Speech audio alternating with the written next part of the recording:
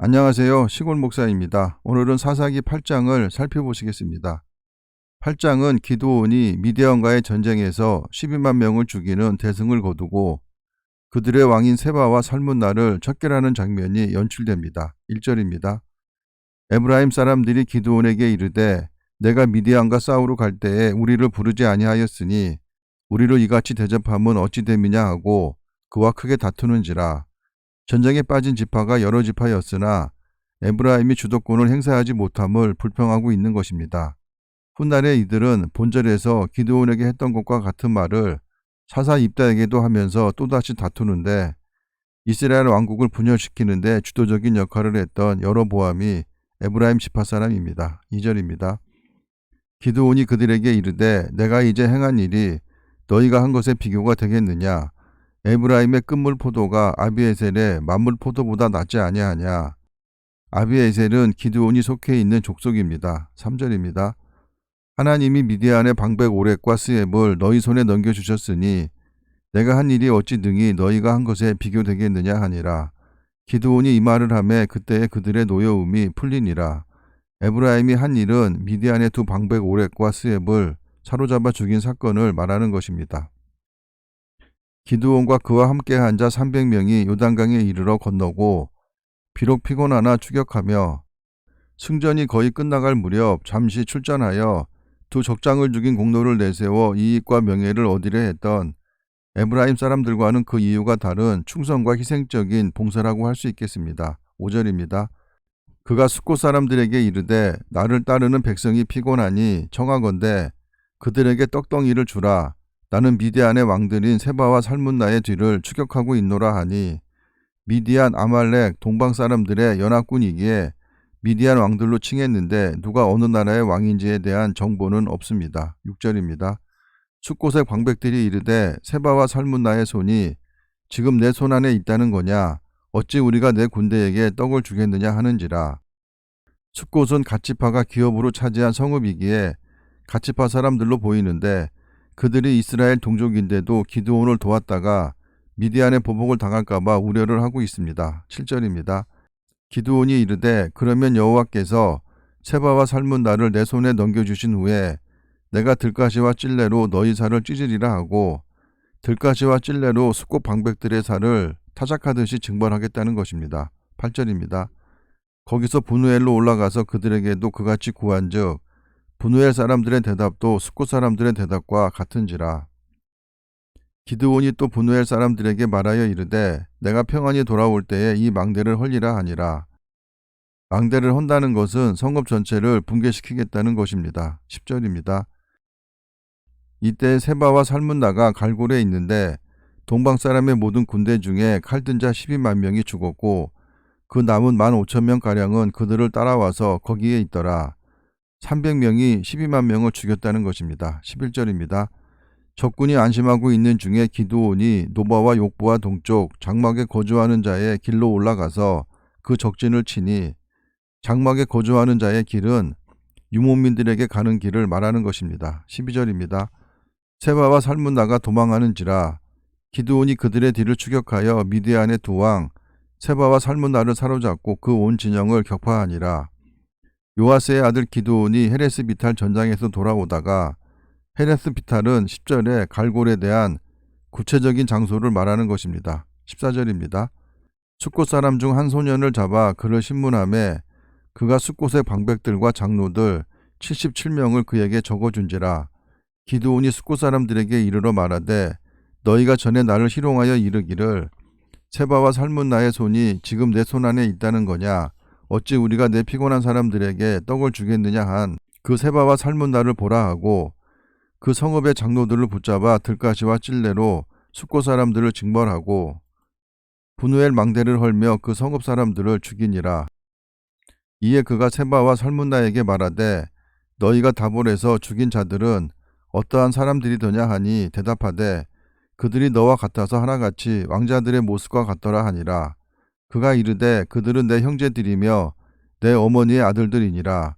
여호와께서 살아계심을 두고 맹세하노니 너희가 만일 그들을 살렸더라면 나도 너희를 죽이지 아니하였으리라 하고, 그의 맏아들 여델에게 이르되 일어나 그들을 죽이라 하였으나 그 소년이 그의 칼을 빼지 못하였으니 이는 아직 어려서 두려워함이었더라. 기드온의 맏아들은 나이가 어려서 전쟁에 참여한 것 같지 않습니다. 21절입니다. 세바와 살문나가 이르되 내가 일어나 우리를 치라. 사람이 어떠하면 그의 힘도 그러하니라 하니 기드온이 일어나 세바와 살문나를 죽이고 그들의 낙타목에 있던 초승달 장식들을 떼어서 가지니라. 초승달 장식은 금이나 은으로 된 반달 형상의 장신구로 미디안 족속들은 월신을 숭배하던 관습에 따라서 반달 모양의 장식품을 항상 몸에 지니고 다녔다고 합니다. 그때 이스라엘 사람들이 기드온에게 이르되 당신이 우리를 미디안의 손에서 구원하셨으니 당신과 당신의 아들과 당신의 손자가 우리를 다스리소서 하는지라. 왕정에 대해서는 이미 하나님께서 모세를 통해 지시한 바 있기에 미디안의 압제로부터 구원한 기드온의 용맹과 지도력에 의존하여 안전을 확보해 보려는 의도에서 그를 왕으로 삼고자 했습니다. 23절입니다. 기드온이 그들에게 이르되 내가 너희를 다스리지 아니하겠고 나의 아들도 너희를 다스리지 아니할 것이요 여호와께서 너희를 다스리시리라 하니라. 전쟁에서 이긴 것은 온전히 하나님의 능력으로 된 것을 알고 있기에 백성들의 요구를 거절했는데 기드온의 첩이 자기 아들을 왕으로 만들고 싶어서 그의 이름을 아비멜렉으로 지었던 것 같습니다. 24절입니다. 기드온이 또 그들에게 이르되 내가 너희에게 요청할 일이 있으니 너희는 각기 탈취한 귀고리를 내게 줄지니라 하였으니 이는 그들이 이스마엘 사람들이므로 금 귀고리가 있었음이라. 이스마엘은 아브라함의 처 사라의 몸종인 하갈이 낳은 아들로 아라비아의 유목민에 대한 일반적인 명칭이기에 넓게는 미디안 족속도 포함이 됩니다. 25절입니다. 우리가 대답하되 우리가 즐거이 드리리이다 하고 겉옷을 펴고 각기 탈취한 귀고리를 그 가운데 던지니 겉옷은 사막지대 사람들이 낮에는 옷으로 밤에는 이불 대용으로 사용하던 긴 외투를 가리킵니다. 기드온이 요청한 금귀고리의 무게가 금 1700세겔이요 그 외에 또 초승달 장식들과 폐물과 미디안 왕들이 입었던 자색 의복과 또 그 외에 그들의 낙타목에 둘렸던 사슬이 있었더라. 자색 의복은 지중해의 조개에서 추출한 염료로 만든 의복이기에 귀족이나 왕족들이 착용했다고 합니다. 27절입니다. 기드온이 그 금으로 에봇 하나를 만들어 자기의 성읍 오브라에 두었더니 온 이스라엘이 그것을 음란하게 유함으로 그것이 기드온과 그의 집의 올무가 되니라. 이 일로 이스라엘 백성들은 실로에 있던 성막의 제사에 집중하지 않고 오브라에서 제사를 지내며 점차 우상 숭배의 길로 빠져들었습니다. 28절입니다. 미디안이 이스라엘 자손 앞에 복종하여 다시는 그 머리를 들지 못하였으므로 기드온이 사는 40년 동안 그 땅이 평온하였더라. 미디안이 7년 동안 이스라엘을 괴롭게 하였습니다. 29절입니다.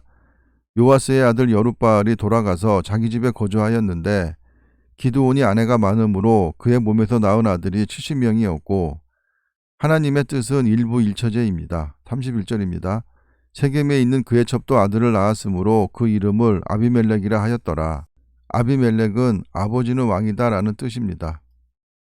요아스의 아들 기드온이 나이가 많아 죽음에 아비에셀 사람의 오브라에 있는 그의 아버지 요아스의 묘실에 장사되었더라. 기드온이 이미 죽음에 이스라엘 자손이 돌아서서 바알들을 따라가 음행하였으며 또 바알 브릿을 자기들의 신으로 삼고 사사의 죽음은 이스라엘 백성의 타락으로 직결이 됩니다. 34절입니다. 이스라엘 자손이 주위의 모든 원수들의 손에서 자기들을 건져내신 여호와 자기들의 하나님을 기억하지 아니하며 또 여룻바알이라 하는 기드온이 이스라엘에 베푼 모든 은혜를 따라 그의 집을 후대하지도 아니하였더라. 우상 숭배에 빠진 백성들이 바알단을 파괴하였던 여룻바알을 후대할 리가 없었을 것입니다. 사사기에서 반복되는 내용은 사사가 통치하던 시기는 그나마 이스라엘이 우상을 숭배하지 않았으나 사사가 죽으면 바로 타락의 길로 접어들어 우상을 숭배하고 그로 인해 하나님으로부터 벌을 받아 타 민족에게 고통을 당하게 되는 장면이 연속적으로 펼쳐집니다. 하나님을 믿는 자들이 교회를 나가지 않고 집에서 인터넷으로 예배만 드리는 것이 위험한 이유도 여기에 있는 것입니다. 자신이 섬기는 교회가 부패하고 목사가 타락하여 맘둘 곳이 없는 성도들은 부지런히 하나님의 말씀대로 실천하는 교회를 찾아야 할 것입니다. 여러분의 믿음은 아무도 지켜주지 않습니다. 여러분 스스로가 믿음을 지켜야 할 것입니다. 그 믿음을 지키지 못하면 그런 자에게는 천국이 유업으로 주어지지 않을 것입니다. 감사합니다.